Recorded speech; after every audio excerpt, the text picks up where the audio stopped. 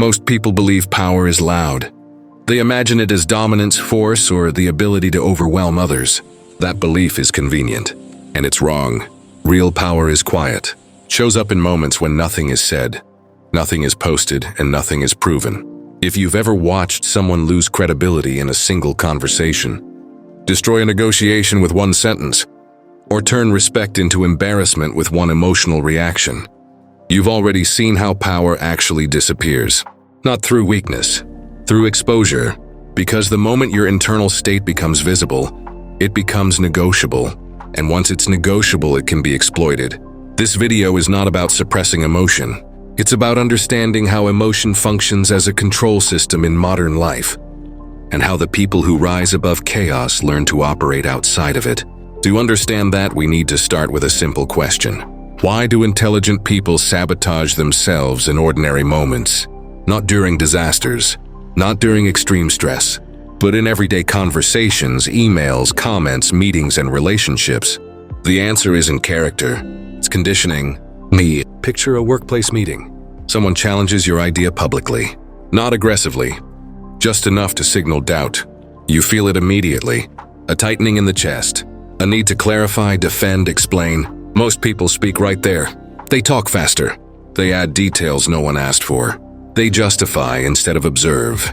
And in doing so, they surrender authority. Not because they were wrong, but because they reacted. The room doesn't remember the idea. It remembers the emotional shift. This is the hidden rule of power dynamics. The person who reacts first is no longer setting the frame, and modern society is engineered to keep you reacting.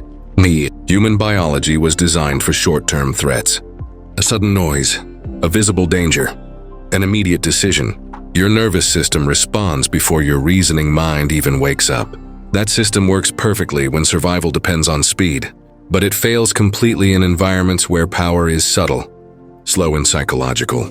Emails, social hierarchies, public perception, negotiation, influence. In these spaces, speed is a liability. Emotion floods the body, but clarity drains from the mind. And this is where control enters, because anyone who can influence your emotional state can influence your decisions without ever giving you an order. Think about how modern systems operate. News cycles are designed around urgency. Social platforms are designed around reaction. Debates are structured to provoke, not resolve.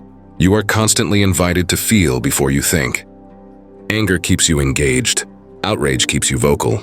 Validation keeps you dependent. And every reaction teaches the system more about how to guide you next time. Subscribe for calm power, psychological mastery, and silent strategies that keep you composed while the world reacts. This is not accidental. It's behavioral economics. People who remain emotionally stable are difficult to monetize, persuade, or direct. People who are reactive are predictable. That predictability is the real currency. There's a reason silence feels uncomfortable. Silence removes feedback. It denies reassurance. It interrupts emotional loops. When you don't immediately respond, the other person fills the gap with assumptions. They reveal urgency. They reveal insecurity. They reveal intention. This is why calmness unsettles people, not because it's intimidating, but because it removes leverage. Most influence strategies rely on emotional mirroring. If you match someone's intensity, they can steer the exchange. If you don't, they lose rhythm. That pause you hold, that's where power accumulates. Consider social groups. Someone tells a joke at your expense.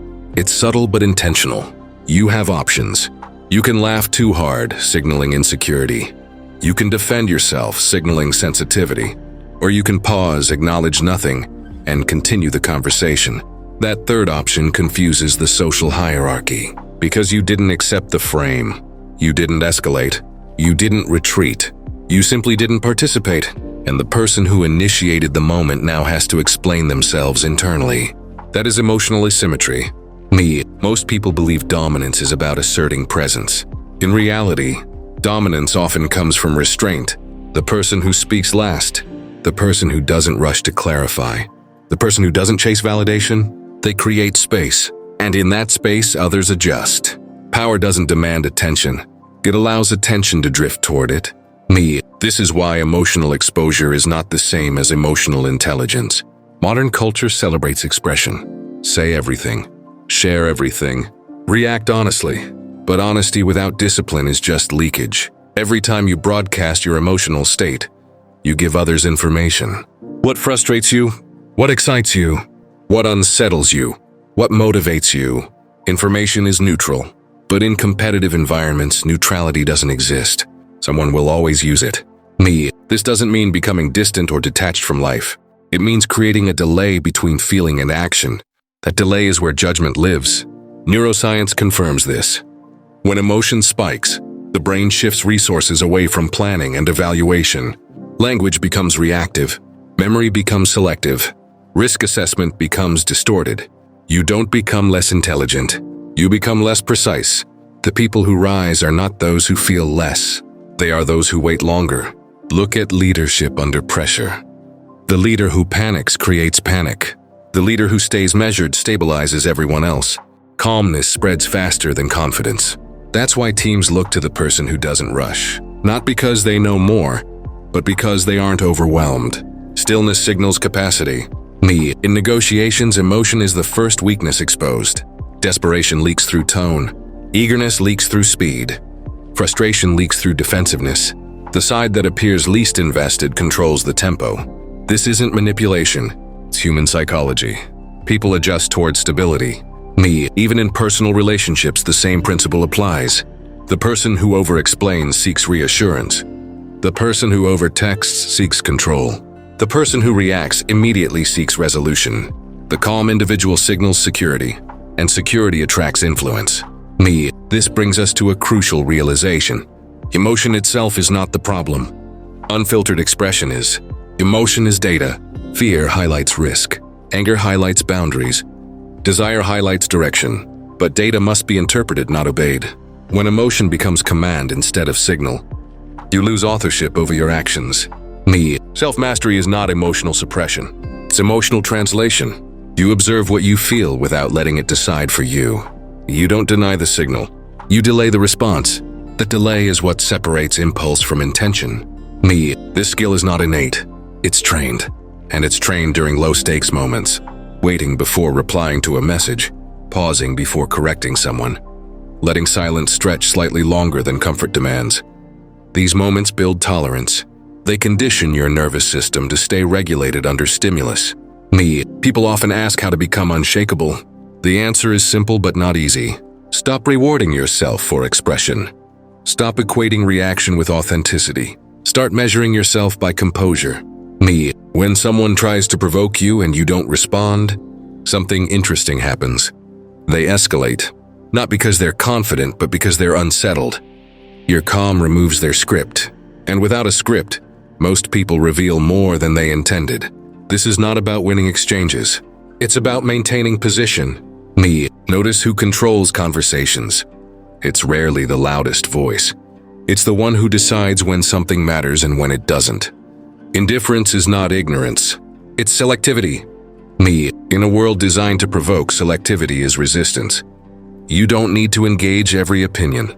You don't need to defend every stance. You don't need to respond to every challenge. Every response costs energy. And energy spent reacting is energy not spent building. This is why silence is often misinterpreted. People mistake it for weakness because they confuse visibility with strength. But strength doesn't announce itself. It holds. Me. Think about the people you respect most. They don't explain themselves often. They don't rush to prove competence. They don't react emotionally in public. They choose when to speak. And when they do, people listen. Me. This composure is not accidental. It's the result of repeated restraint, of choosing not to perform, of letting moments pass unclaimed. Me. The modern world calls this cold, but coldness implies absence. This is presence under control. Me. When you master this, something changes. You stop needing to win arguments. You stop needing to be understood immediately. You stop needing validation to move forward. Your actions begin to speak without noise. Me. People sense it. They may not articulate it, but they adjust. They speak more carefully. They project less. They test you less. Because unpredictability increases when emotion decreases. Me. This is the paradox. The calmer you become, the less others can predict you. And unpredictability, when paired with discipline, creates authority. Me. This is why those who thrive rarely announce their intentions. They observe first. They move when the environment is clear. They act when emotion has settled into insight. Me. In the end, this isn't about becoming distant from life. It's about becoming precise within it. You still feel anger. You still feel desire. You still feel fear. But none of them own the steering wheel. Me. Power in the modern world doesn't come from dominance. It comes from regulation. From choosing when to engage and when to withdraw. From understanding that the loudest moment is rarely the most important one. Me. If you can remain steady while others rush, you gain leverage without effort. If you can delay while others react, you gain clarity without conflict. If you can stay composed while others expose themselves, you gain insight without asking. Me. This is not philosophy for aesthetics. Strategy for survival. Me. The world will continue to demand your reaction. Your job is not to comply. Your job is to decide. And the moment you do, you stop being managed by emotion and start operating above it. That is where real power begins. Not in control over others, but in control over yourself. And once you have that, very little can move you again.